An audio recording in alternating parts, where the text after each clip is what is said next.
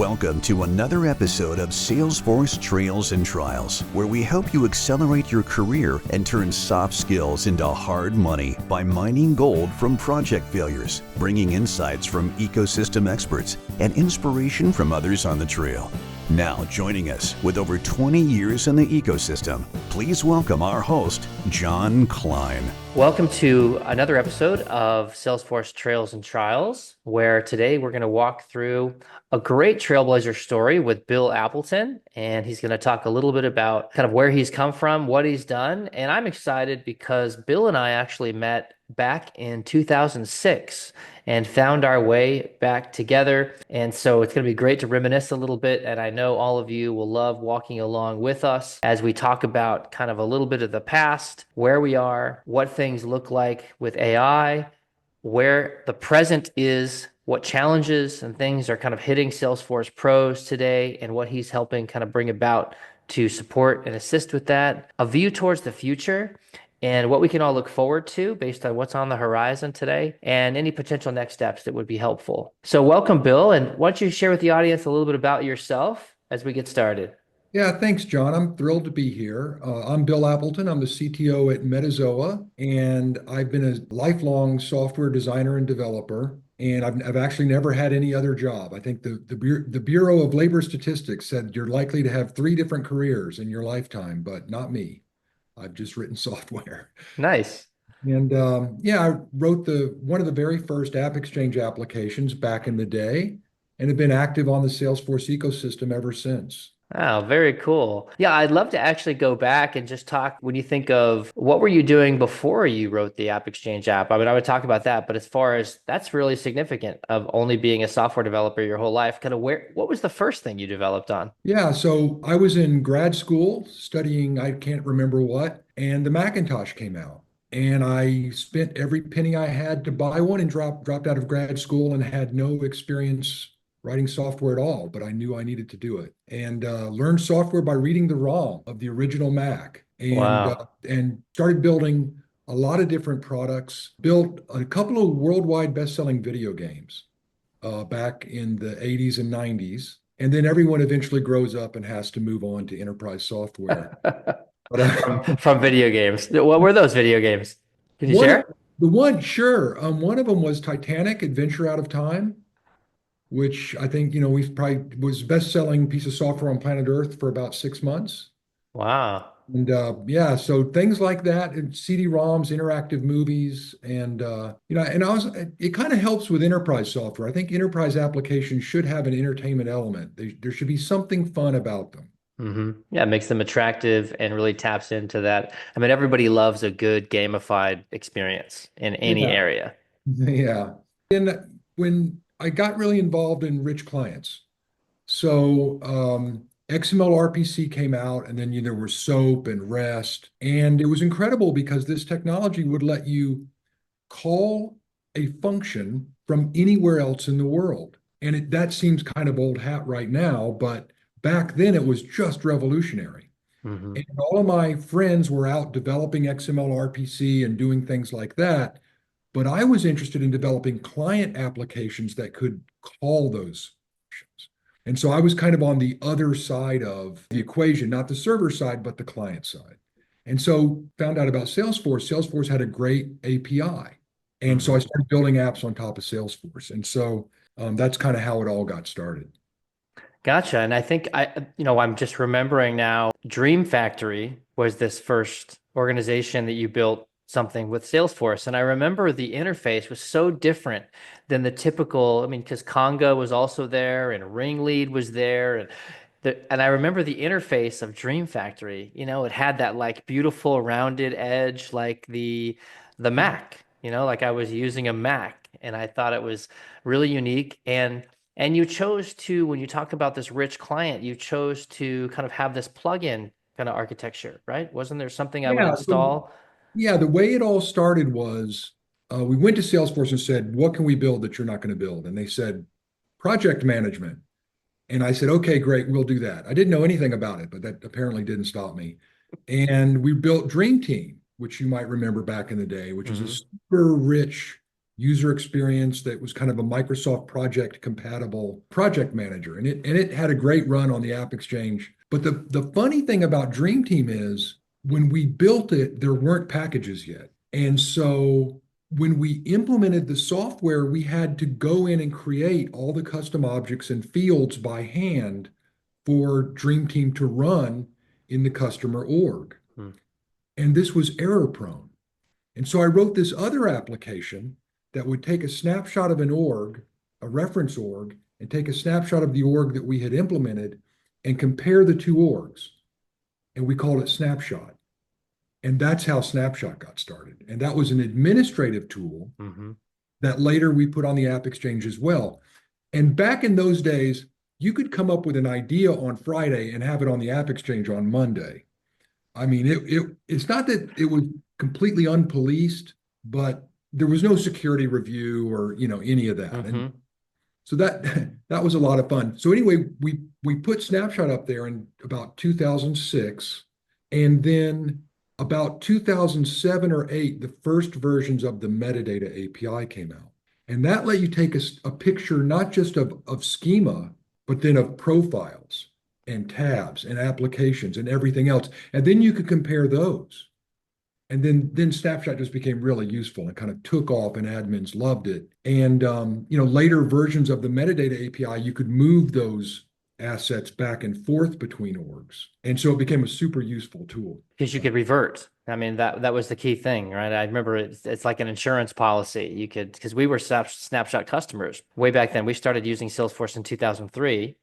And I remember both Dream Team and Snapshot, because you guys were both doing something very unique. And I remember the security of being able to commit something, because there was still some uncertainty back then as far as what the impact would be on some of these aspects. And so Snapshot would enable you to revert back to where you were prior, which was really neat without having to go and introspect one by one yourself and move these things back and forth with change sets. So your attitude and perspective, I think, is really commendable here. There's a lot of people who are listening to the show, and they see the Salesforce job market kind of shifting and such, and so it's very interesting when you go back to you. It sounds like you quit college and you basically started working on this. Like, you didn't have a product already when you quit college, right? You quit college to make room for going after and reading the Mac ROMs and figuring out how to be a software engineer, right? I mean, that was before you could get a software engineering degree anywhere. Yeah, what would you say, like, what is it about kind of you? Would you say that's nature, nurture? Were you modeling it off of something else that you saw or some other person that you admired? Like, where do you think that came from? That just courage and willingness to go after your own path like that? I remember telling my parents I moved into their basement that I was going to write software, and they thought I was pretty crazy, and they did not want to see me leave school. I don't know, it just seemed like the right thing to do. It was kind of the lady of the lake. And I love writing software. I've written 36 applications. Some of them were terrible, but some of them were really good. And it's just wonderful. It's really creative, and it's kind of infinitely challenging. So I kind of ended up doing what I needed to do. Well, it's nice having a basement as well, right? So you can kind of minimize your expenses. Sounds like you were pretty smart in making choices there. Yeah, that was Which is good. back in the day. Now, thinking about as we kind of shift towards, talked about Snapshot, you had this early experience with trying to really target the admin. So I'm curious, as you were looking at, because Dream Team had a different user target than Snapshot did. And so as you looked at kind of comparing the two, did you like one more than the other as far as the Salesforce end user versus really serving the Salesforce admin? Yeah, what we learned about project management is that everyone kind of has their own idea of how to do it. And so Dream Team was always kind of a challenge in that respect. The fact that it was Microsoft Project compatible helped it. But the administrative tools were great because the administrators can install the software. They don't, the end user has to go ask the admin to install this. And that's another kind of barrier to being able to have your product to be more successful and so forth. So the administrative tools have really been where we focused on ever since. And the administrative problems on the Salesforce ecosystem are profound. And they've just kind of gotten more and more important to find a good solution for. So that's really where we're focused.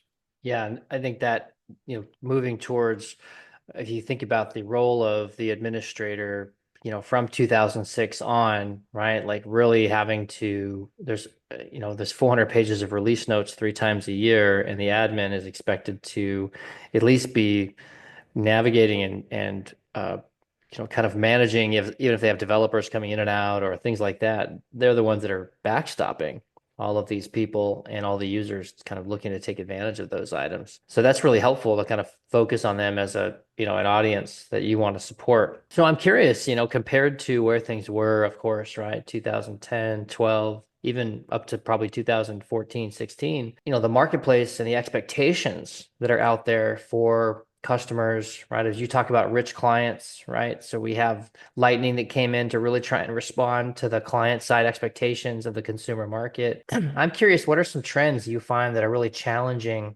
admins today, and kind of putting them into really, some complexities that are new to them? Yeah. So, we talking about 2006, some of those orgs are still around. And a lot of orgs are coming up on that 10-year mark or beyond. And, they're building all these customizations and stuff. It goes down the application lifecycle treadmill and then just kind of drops off into the void. And, if your org is getting more complex every day, it's eventually going to become unusable. And that's what we're seeing is this vast sea of unpackaged assets that's just piling up. And it's like some of them aren't being used anymore. Some of them are turned off. Some of them are accidentally popping up here and there. Mm-hmm. That is really a profound issue. And visualizing that complexity is absolutely key to understanding, how your org is put together. There's now 300 metadata types with 10 or 20 new ones every quarter. And there's 1,400 relationships between those metadata types. And you can't deploy them without the things that they reference. But the more assets you have, the more likely you are to run into some other type of error. And so that's the fundamental problem with Salesforce agility, with architecting orgs, with org splits, clones, and merges, and how you put all that together. The other dimension of it is the massive sizes and numbers involved. To give you an example, let's say you've got 500 profiles and 1,000 custom objects with 500 fields each. That's 250 million field permissions. And if you looked at one every second to look at, and you need to look at all your field permissions, you looked at one every second, it would take you 8 years continuously to look at all that information. If you save it to your disk, that's going to be about 250 bytes per permission. That's going to be what, 50 gigabytes? Wow. And so, that's what admins are up against. And so there's a really profound need for understanding the complexity, being able to visualize it. And unfortunately, the only game in town is the metadata API. And the metadata API had a very strange childhood where every team that finished a project and every company that Salesforce bought would come do their metadata API implementation. And as a result, about half of the 300 metadata types have special cases involved in them. They do wacky stuff that the others. Mm-hmm. And so trying to understand that, to be an expert at that, and to work in that environment is really challenging. And so I think, these are just some of the things that admins are dealing with, trying to manage orgs, keep them healthy and keep them agile. Mm-hmm. Yeah, and the way admins are dealing with that is often it's opaque. They don't actually understand. They're going to change sets or even other potential tools to try and move code back and forth or move configuration, and they're getting these odd errors. Well, it's weird when I deal with Salesforce campaigns. I always get this strange thing, right? Or when I do something on the campaign member, or I do something on some of these older aspects of Salesforce, like on the activity record, right? I do some strange things and I get these weird results whenever I include these things, or the behavior of certain objects. You need to make sure you always have the lookup fields, even if they weren't even changed when you do your commit, because that informs some other aspect. Yeah, I wrote a funny blog called Forbidden Secrets of the Metadata API, which kind of goes into some of the really weird stuff uh, that goes on there. So that you kind of look at that challenge, and that is the vision of what we're trying to do. We're trying to build a piece of companion software that makes Salesforce cheaper to own, easier to manage, keeps the org healthy, and protects the huge investments that people are making in Salesforce. I mean, people get, there's some orgs that they can't transition to Lightning because the technical debt is so bad. Hmm. There's some orgs that, they're not moving forward. They're not adopting new technologies, new products from Salesforce. Yeah, the headwinds have been are so extreme now that it ultimately undermines the original intent and endeavor of buying Salesforce. Yeah, absolutely. And so that piece of software has never existed before. And so that is 100% what we're trying to build. Wow, very interesting. And maybe you can talk a little bit about, for example, I think last week Salesforce released Agentforce for admins, right? And we have Agentforce for developers. I'm curious, as you think of, as another example of kind of what is the admin is dealing with as it relates to AI and the, either erosion or support of what they're trying to do, given the level of complexity that they have to kind of move on to other things. Because managing technical debt, right? Like refactoring, there's so much people effort there. There's so much process effort there. Maybe you can talk a little bit about what you see in the marketplace of, the impact of this and, any endeavors that you guys are doing to kind of leverage that and take advantage and support it. Yeah, so we're the big solution areas that we're involved in are technical debt detection and removal, documentation for compliance, for due diligence, for governance, for clarity, and then security permissions and user permissions and permission sets. Those things are all highly related to each other. We also have some tooling that's available that supports that mission. And the tooling is metadata deployment, data migration, and AI. And so we have an intelligent assistant, we have a prompt engineering platform. And so it's really exciting to see what's happening with AI at Salesforce. I think they're doing a great job of enabling the end users, a great job of enabling, salespeople and marketing people. We've really applied AI to org transformation and org management to help admins. And the org transformation is really fascinating. And just to give you a sense of it, it used to be that we could tell you that your email templates were old or not being used or something like that. But now we can tell you they're poorly written, they have merge field errors, they violate your corporate policies. And by the way, we can rewrite them for you. So one of the things we can do is to go through all the assets in an org and apply AI to them and transform them. So, for example, we just finished a new app, description enrichment, which will look at there's 160 metadata types that have descriptions. So we can now automatically go through there, build all those descriptions for you if they're missing in accord with your business policies, in accord with the definitions of, what that asset does and describing, how it's being used. That's How, really helpful because most people leave that blank. They go in to create an object, they're focused on getting that object tested, validating, getting the fields in there, and they totally skip that valuable description field, which then impacts any future admin who's going to come into that org and they're trying to decipher a ton from the title of the object and the potential fields that might be there, yeah, which leaves a lot of room for absolutely. error. Absolutely. And the other thing it impacts is AI and moving forward because suddenly words matter. I mean, think of all the corporate policies that, nobody's read, that nobody's obeyed, that nobody's paid any attention to. Well, now you can take that policy, put it into an engine, and apply it to an org and re-architect the org in accord with these actual policies. And so from a corporate standpoint, that's completely new. I mean, Hmm. that's never been possible before. Yeah, what's And an so, example of if you think of a policy that you guys have helped to someone to apply that has relevance as they think about kind of bringing their org into alignment. yeah, absolutely. So, for example, go look at all my custom fields and tell me which one are potential GDPR violations. Hmm.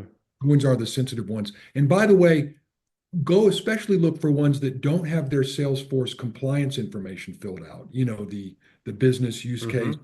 deprecation, and all that new stuff they added to a custom field. So that's a great use case where you could do it as humans, but AI is utterly consistent. It will apply the same rules the same way to the same field every time in a machine-like manner. So that's what makes it so useful, I think, is the consistency. And once you get that prompt really focused on your corporate needs, it will apply it to the entire org. And I think it's really cool. Gotcha. So in that example, the output would be I essentially have an inventory of these are all the fields I now need to go inspect and revise Yeah. to make sure that they now have the information necessary to fall in line. Yeah, so absolutely. In our report, you can select the things you want to run it on, you can run it, and then it brings up the deployment tools. And at that point, you can either deploy the changes or save the deployment for later or save the job list. Hmm. So it takes it all the way from the definition of what you're trying to do through AI, all the way through to potential for deployment. And for execution, yeah. So you're not just allowing the documentation, which is valuable, right? To be able to kind of do the surgery on my metadata, identify what items need to be revised, reviewed, and then now actually make those changes in batch and now execute those changes back to the org, all as part of the same process. Yeah, it's key. Well, to take descriptions, for example. A description in Salesforce can be anywhere from 80 characters in a role to unlimited in a custom object. And they vary everywhere from 255 to 1024 to there's probably 20 or 30 different description sizes in the metadata API. So you've got to know all that if you're going to update them, because if the description's too big, it will fail to update. Hmm. So, it's really the round trip of making it easy for an admin to revolutionize their data quality and their metadata quality with AI. And so that's just been a huge effort for us. Wow, that's a great example. And is that something that once they have, a prompt that runs really well, that they can essentially schedule and just run quarterly without having to go and put that on their calendar? Yeah, it might have to be put on their calendar, but they could definitely, rerun that and generate that again Hmm. if something's changed, or if conditions have changed and so on and so Yeah, forth. just thinking about larger orgs that have a team of admins, and maybe their governance and visibility across everyone, yeah, it doesn't consolidate into a single stream that everybody sees, right? So things Yeah. are ending up in that org independently of their work. Yeah, I'll give you another example. One of the things Salesforce has talked about is moving away from profiles. And I think we all understand why, but they haven't really told us how.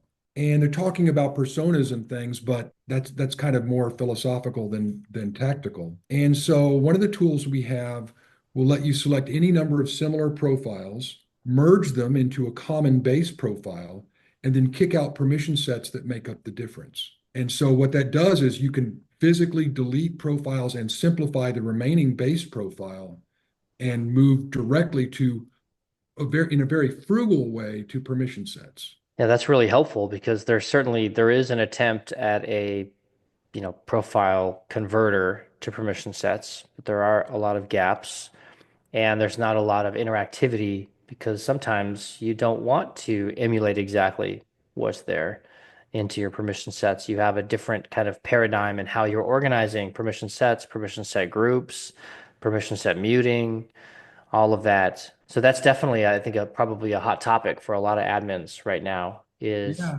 how to move to that in a more effective manner. absolutely. What you want is structure and meaning in your permissions so that you can look at them, that you don't have to look at all 250 million field permissions. You know that they're the right structure because of the descriptions and the names and the structure of how that's put together for different users. And I think it's really key, and it has a direct impact on security and also agility. Mhm. So yeah, absolutely. Yeah, it's a really good point because if you think about if you want to follow the model of least privilege, being able to, verify that and confirm is very important. And when you have large profiles that then essentially get cloned because that's the only way to have some variance that historically that start, a lot of people have that technical debt wise. They have a lot of profiles in there, some of which are dormant, a lot of overlap between them, and they could accidentally escalate someone's privileges pretty easily just because they need access to those record types, or they need access to those additional areas. Here's another example. One of the things we spend a lot of time with is inactive users. So most enterprise orgs have more inactive users than active users. And they might have 2,000 active users and 10,000 inactive ones. Sure, they never get deleted, so of course they're just Yeah. going to be accumulating. And they can remain connected to the org in about 70 different ways. And so you can actually have someone's email address embedded in a metadata asset. And even if they left the company years ago, they're still getting emails. Even though they're deactivated. Yes, because it just has the email address. It doesn't have the user. Other times it's the actual username. It's hard to know the difference actually. But so one of the reports we do will report out all of the ways that your inactive users are still connected to the org and then let you remediate that.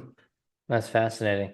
And I love the proactive element of that, because if we think about admins have a growing horizon of things that they need to be responsible for, the depth of complexity across those items is growing. So they're moving more and more to, swimming in the deep end on a regular basis. And the potential of overlooking or forgetting about some of these areas, or kind of getting stuck in that, like, I don't know what I don't know, is really high. And so that's an example of where, tools like this can help to kind of complement and almost, add a cape. I remember, if you remember the Awesome Admin cape a few Dreamforces ago, right? That was one of the prizes they gave. And so this is a real example where it makes someone almost like a superpower of having tools like this that can complement and say, you didn't know you needed to do this, and you didn't know those 70 areas, but let me help you and provide you a programmatic way to execute resolving it. Yeah, absolutely. One of the things we've worked really hard on is impact analysis.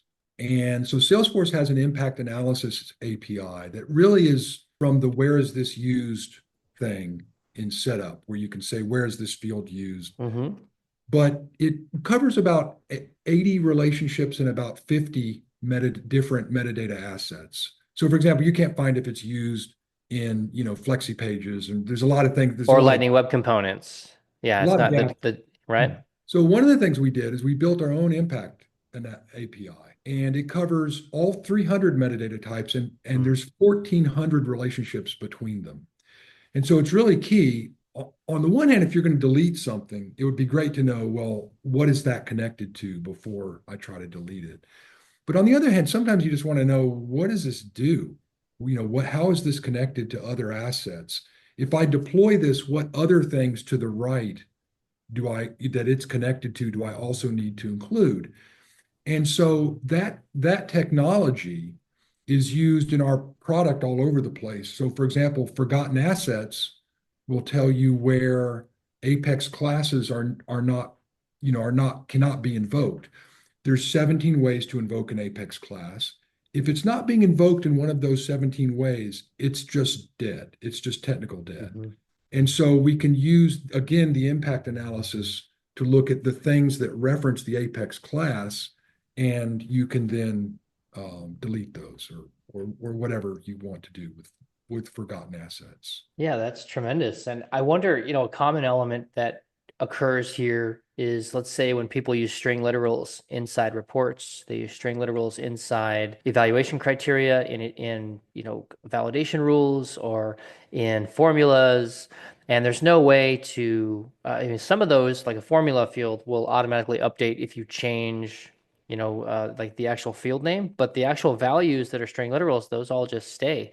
So do you have tools that can help resolve those issues and kind of proactively find them? Yeah, we do. It's the difference between impact analysis, which is looking at the dependencies, which, as you mentioned, if you change the field name, it would magically change over here, and just raw text search, where you can search all of the metadata in your org for a string. And that's really useful if you're like looking for a particular URL, a particular email address, a particular pick list value, Yeah, or sometimes people like they're taking over from another prior developer or partner who use static IDs inside, right? They use full URLs that now Salesforce has kind of moved on to Hyperforce, and we need to be able to have relative URLs so we don't break things, right? Or you're moving to my domain and now, right, you have a bunch of static references. And so that's another example of where you make it very easy for someone to find and fix those aspects. Absolutely. So one of the things, another capability is we call just explaining. So if you get an error message in deployment, you can explain it with AI. If you see an asset and you like, what does that flow do? Or what does this flexi page do? Any asset you're looking at, you can explain it. And one of the other APIs we've developed is a documentation API. So when you're working with XML and your tooltip is moving over the elements, you're getting the definition of everything you're touching called out dynamic. And then we can use that same information to take an XML envelope of, say, a flexi page and generate all of the documentation for XML. So when we use AI, it's got the business use cases, the documentation, and the actual XML. And it gives you, I mean, it's amazing what, AI can do with all of that information and really explaining what, these assets are doing. Yeah, fascinating. Well, what I like about that as well is that I certainly recommend people they always work in a way that's team oriented, even if they're working by themselves, because it's almost like a Frankenstein or Dr. Jekyll, Mr. Hyde, but both in a positive sense, no malice, of course.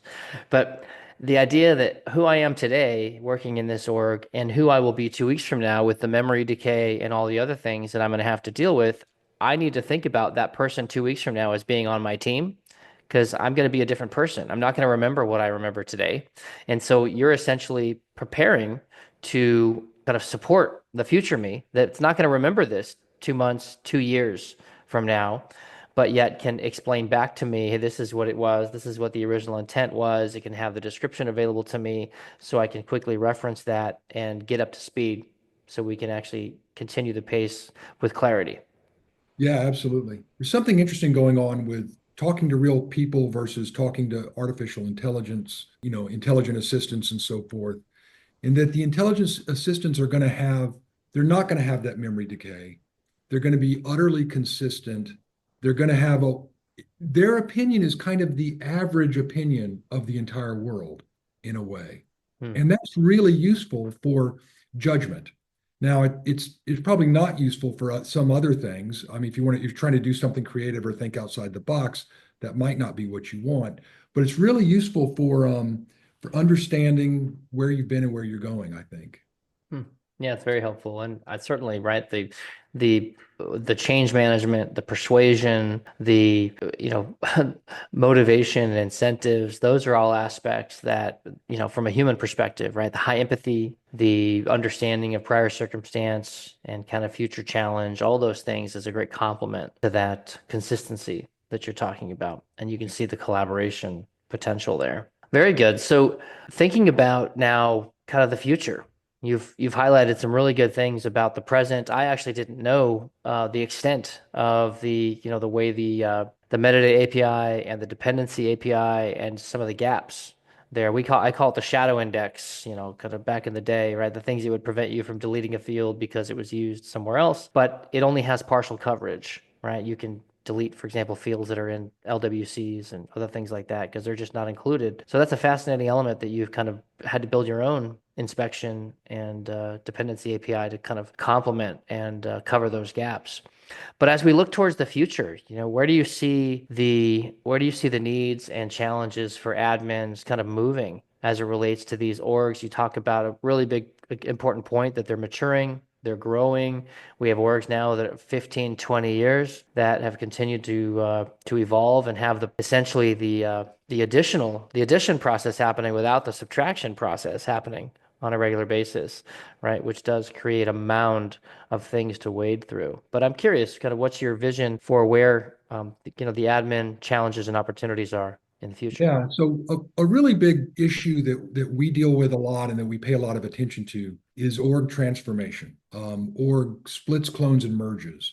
An org reboot is kind of the nuclear option for getting rid of technical debt. And Salesforce has an agility problem. And we are trying to solve it at a very fundamental level. And that starts with really understanding the dependencies, because all of these things are knotted together. And the reason you can't just take this org and make another copy of it is because of those dependencies. And so that is just a huge issue. And so we continue to develop new tooling and new capabilities and reporting to help people deal with transformation issues. And I think, the org agility is really one of the biggest problems on the Salesforce platform. If you just think about it, you can't just duplicate an org. You can't just take the parts of it you want and move it. And so, I think that's a big issue. And would you include scratch orgs in that conversation as well?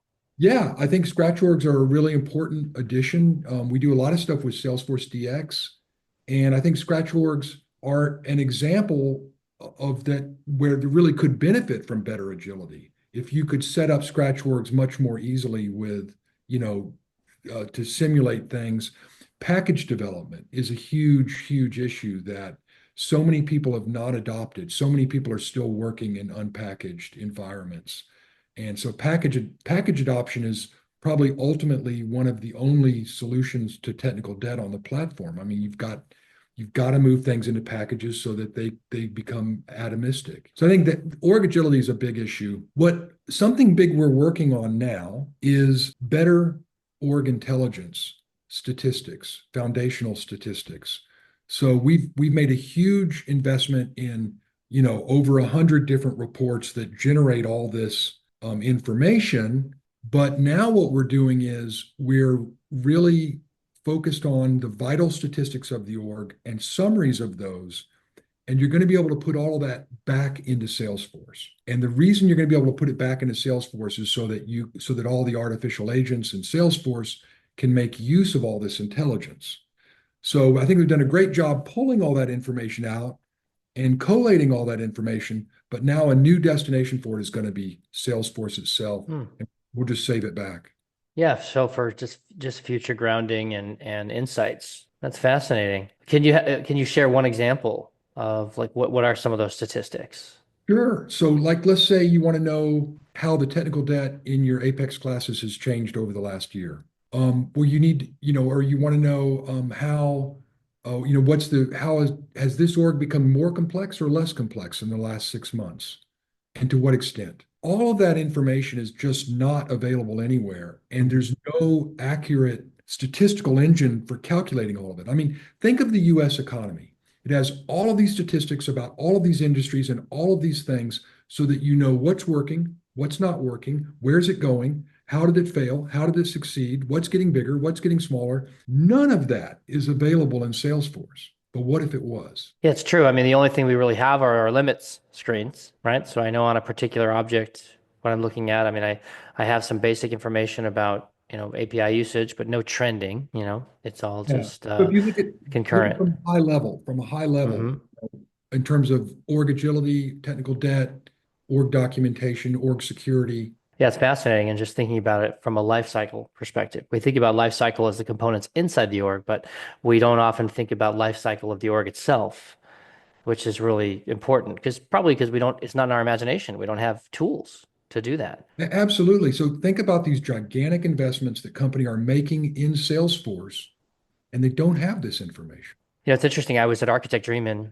last week, and one of the presentations was from may have been at Cactus Force right afterwards, but was from I think there's a Western Governors University, and they were highlighting how they got to this point of the org is too big, it's unmanageable, and they highlighted the strategy they went through was to break it into 5 orgs and to use a combination of managed, unmanaged, and unpackaged assets in order to maintain continuity. And so I can imagine that kind of scenario, it was a massive undertaking for them to do so, right? And they had a separate tooling org, so they had 6 orgs now. They took one org and they broke it into 6. And I think that's an example of what you're talking about, where people with these org maturity or org complexity, they're going to need to think about how do we split and make this more manageable as we have larger teams. We have more people that are trying to work on the same things, which is now creating a little bit of concurrency problems. And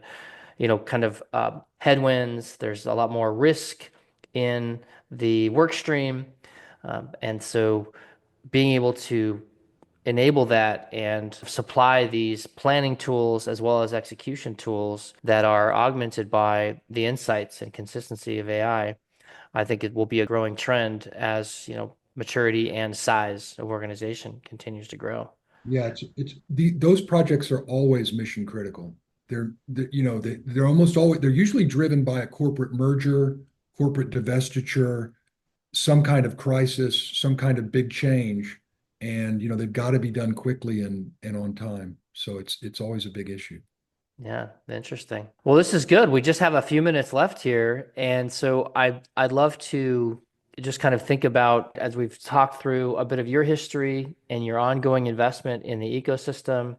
I think certainly just remembering back to Dream Factory and Dream Team and Snapshot. I mean, certainly as one who's been in the ecosystem for 24 years, I'm very grateful for your investment. I mean, certainly you started out outside the Salesforce ecosystem. I was a PDO, which essentially brought AppExchange products to market for 6 years. And so dealt firsthand with when you come from a traditional development stack and now you come into dealing with, sandboxes or developer orgs. Yeah, there's a lot of, I always use the term crusty, like there's a lot of kind of things that seem to be very fragile, kind of sharp edges, non-conventional as it relates to kind of what I was looking to do. So appreciate you sticking around and staying in the ecosystem rather than jumping ship and finding some place to make it easier on yourself, and then focusing on trying to find ways of making that easier for others and for admins. And I would think that there's even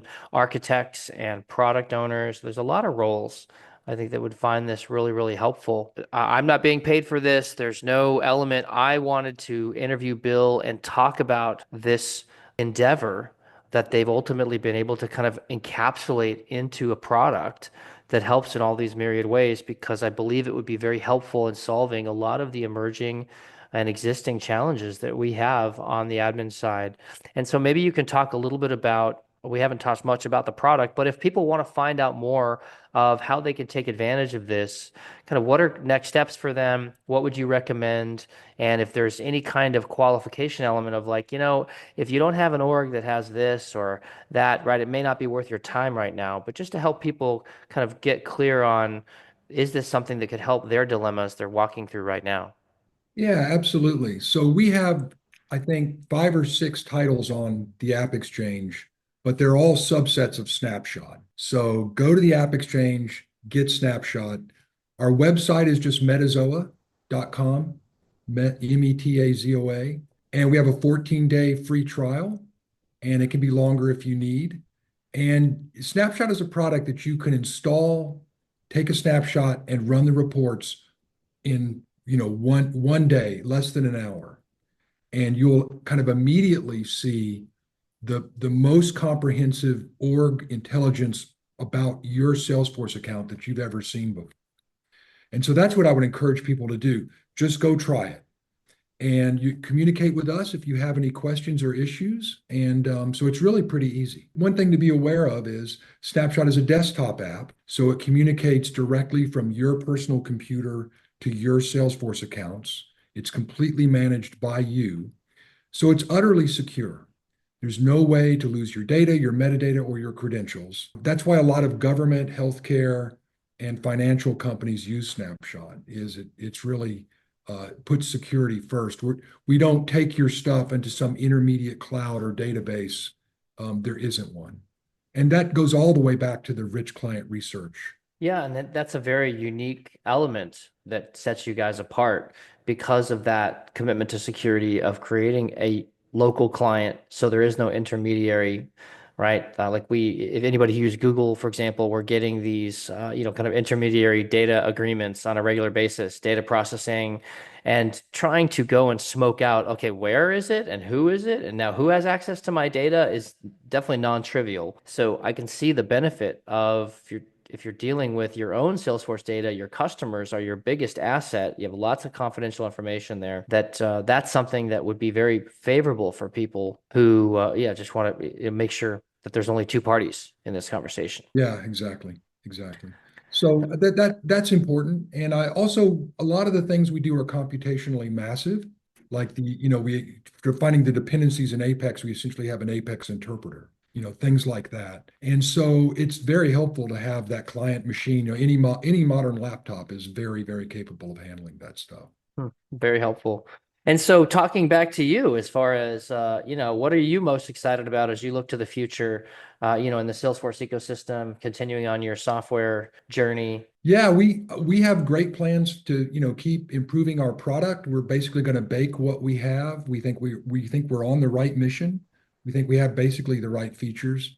Keep adding stuff. Customers find problems or they find, things that take them weeks of grueling effort, and we love to hear about that stuff because we want to automate it and make it easy to do. Yeah, I enjoy interacting with customers, and AI, the last 18 months, AI has been really interesting and exciting beyond most other computer revolutions. And so we have lots of new AI capabilities coming out that are going to try to make managing your org easier and easier. Gotcha. And for those who might be looking to join an organization like yours, any prospects for 2025 as far as new teams, hires?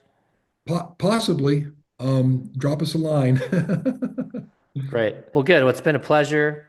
And thank you very much for your time. And I know our audience will appreciate learning about this really a new category in many areas of what's possible and thinking about the org on its own life cycle.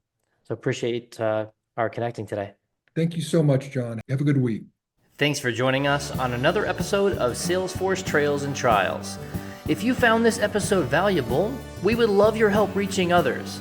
Please subscribe, leave us a 5-star review, and share this with another who would benefit.